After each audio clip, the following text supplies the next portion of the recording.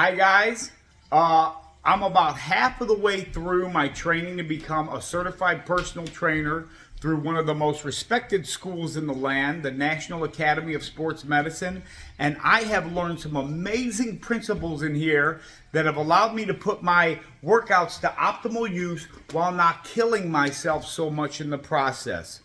I came here today to show you, to tell you the good news about fat burning. But first I want to show you some of my results. I want to show you my abs. And I want to show you what I've managed to accomplish here at the ripe old age of 50. When just 10 years ago, at the age of 40, I weighed nearly 100 pounds more at 277 pounds. And today I weigh an amazing 178 pounds. And I'm not working half as hard to do it. So here's my abs.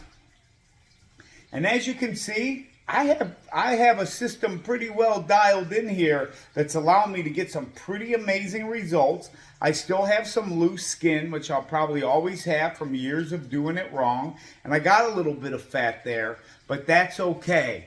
A little bit of fat's okay. We don't have to be perfect, do we?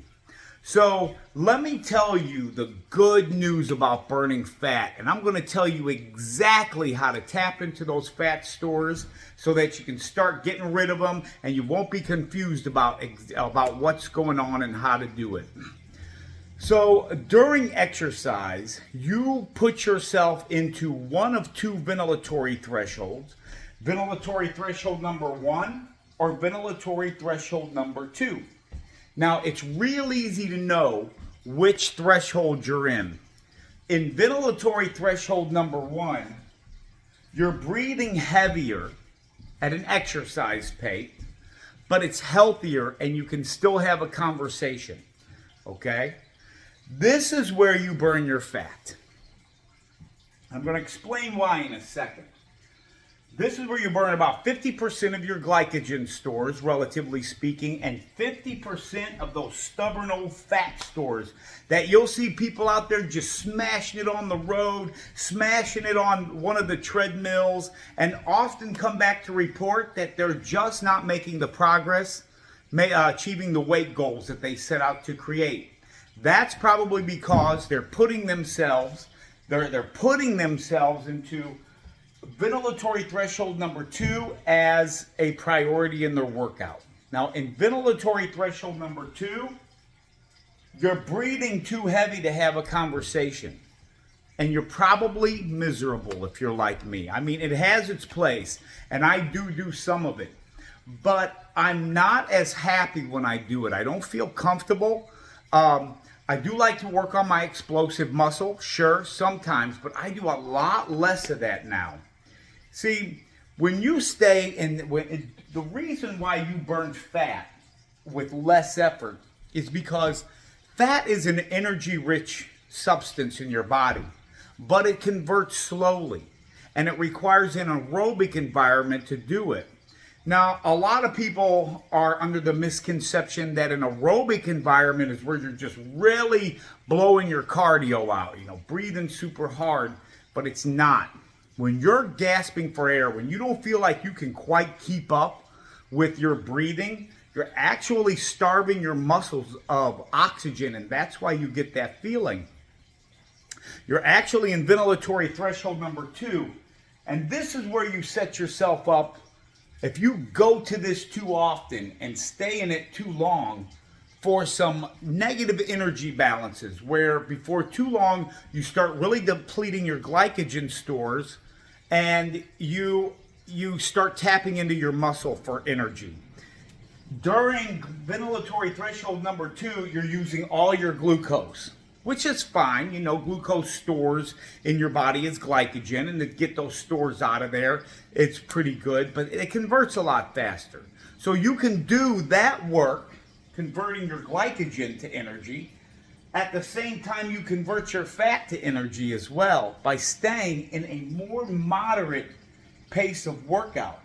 And then something magical starts to happen, okay? Your chemistry starts to get right involving your workouts, and your motivation starts to last.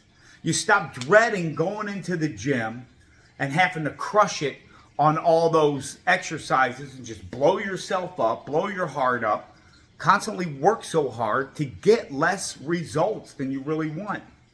Now, if you notice also, I've got a really good lean musculature that I have developed here by taking a more moderate approach to exercise. You want to see a sign of health? This is your brachial artery right here.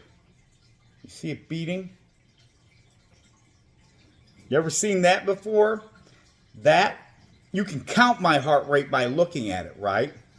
I've got myself in a really lean place here, and it takes time. It takes a while to get that fat off there. So taking a slower approach is probably what you're really wanting to do anyways, but it's going to create for you in the long term your ability to have good motivation and love your workouts. I love my workouts now because I get to both feel as if I've done the work I've wanted to do, where I feel depleted of that excess stuff in my system, that excess energy. I feel like I've done the work. I walk out of the gym and say, boy, I really got a good one today, without saying, man, I just there's got to be a better way, okay?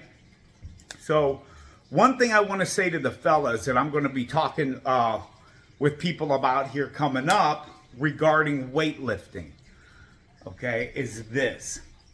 The number one sign you're using too much weight is that your form is bad, okay? It might also be a sign that you're just inexperienced. But if your form is bad, it's probably because you're using too much weight. I'm going to share something with you real quick that I see going on in the gym all the time, and I don't do it anymore. And I'll tell you briefly what I do, and then I'm going to jump off here for the day. So when you see somebody at the gym ego lifting, where they're more worried about showing that they can throw a lot of weight around rather than do it properly, okay?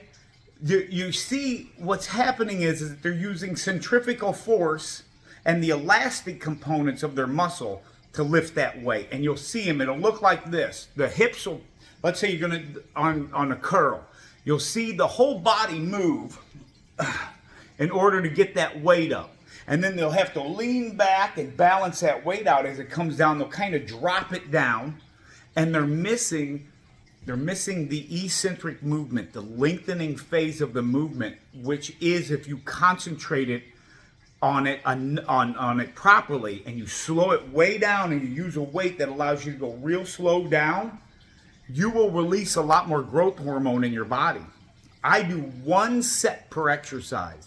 So instead of doing 3 sets per exercise, I do 1 set per exercise, but I make every little degree of those reps count.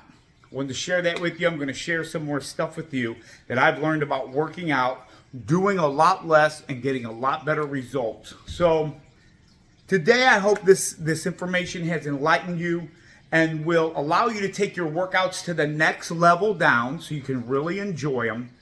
And maybe consider the power that a long, brisk walk has over getting out there and doing all that crazy intense exercise. A light jog that allows you to still have a conversation with the person running next to you. That is magic, okay? And think about this. Have you ever seen one of those old ladies out there who's just fit and you just see her taking a brisk walk? Well, that's likely because she has made a priority in her workouts of staying in ventilatory threshold number 1. Most of the time, she's done it for a long period of time, and that's why she's so lean. So, I'm going to be talking more about this stuff in the future. Much love. I'll see you later.